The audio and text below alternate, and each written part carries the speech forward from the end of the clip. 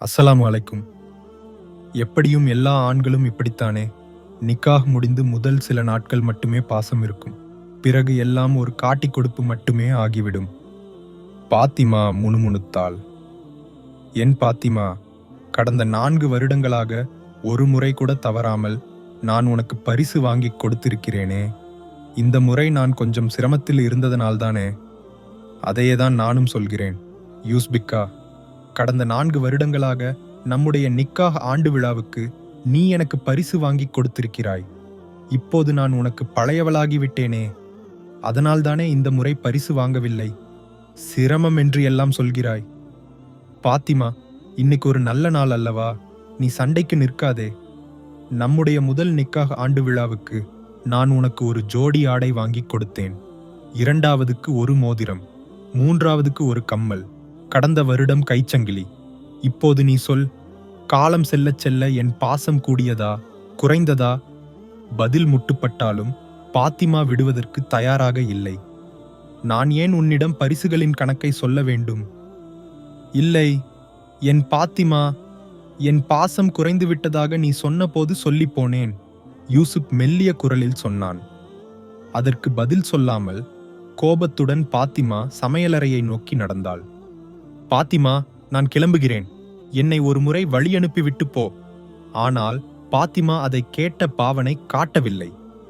பாத்திமா, என் அலுவலக கோப்புகள் மாடியில் உள்ள அறையில் மேசையில் கிடக்கின்றன. அவற்றை ஒரு முறை அலமாரியில் ஒழுங்காக வைத்துவிடு. இதையும் சொல்லிவிட்டு யூசுப் அலுவலகத்திற்கு சென்றான். ஆனால் பாத்திமா யூசுப் சொன்ன கோப்புகளை எடுத்து வைக்க செல்லவில்லை. அவளுடைய மனதில் அப்போது யூசுப் மீதான கோபம் மட்டுமே இருந்தது. நேரம் கடந்து சென்றது.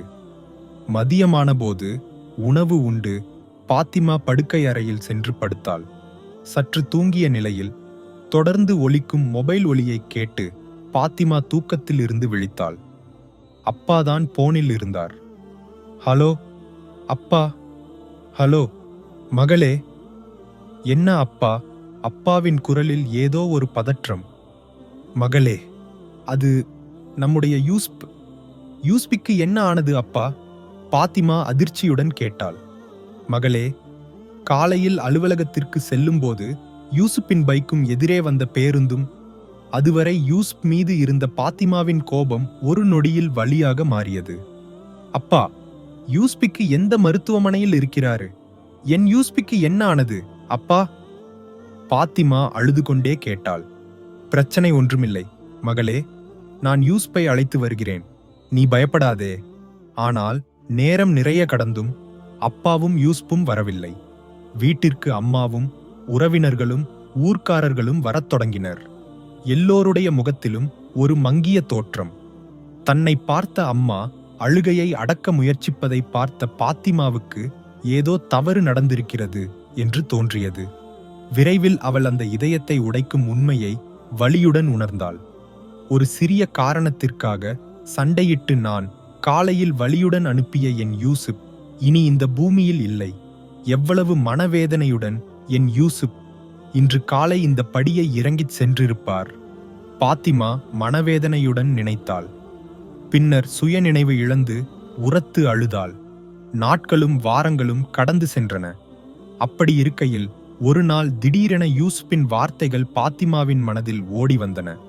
பாத்திமா, என் அலுவலக கோப்புகள் மாடியில் உள்ள அறையில் மேசையில் கிடக்கின்றன. அவற்றை ஒரு முறை அலமாரியில் ஒழுங்காக வைத்துவிடு. யூசுப் இறந்த பிறகு பாத்திமா வீட்டின் மாடியறைக்கு சென்றதே இல்லை. யூசுப்பின் வார்த்தைகள் நினைவுக்கு வந்த பாத்திமா வேகமாக மாடியறைக்கு ஓடினாள். அங்கு மேசையில் அலட்சியமாக கிடந்த கோப்புகளை கண்ணீருடன் ஒழுங்காக அடுக்கி வைக்கும்போது ஒரு காகிதத் துண்டு தரையில் விழுந்தது. பாத்திமா அதை எடுத்து அதிர்ச்சியுடன் அதிலிருந்த வரிகளை படித்தாள். என் அன்பு பாத்திமாவுக்கு, நீ என்ன கரீபதி நினைத்தாய்? உனக்கு நிக்காஹ் ஆண்டு விழாவுக்கு நான் பரிசு கொடுக்க மாட்டேன் என்றா? என் பொன்னுமகள் வேகமாக அலமாரியின் கீழே உள்ள அறையை திறந்து பார். பாத்திமா அவசரமாக அலமாரியின் கீழே உள்ள அறையை திறந்து பார்த்தாள்.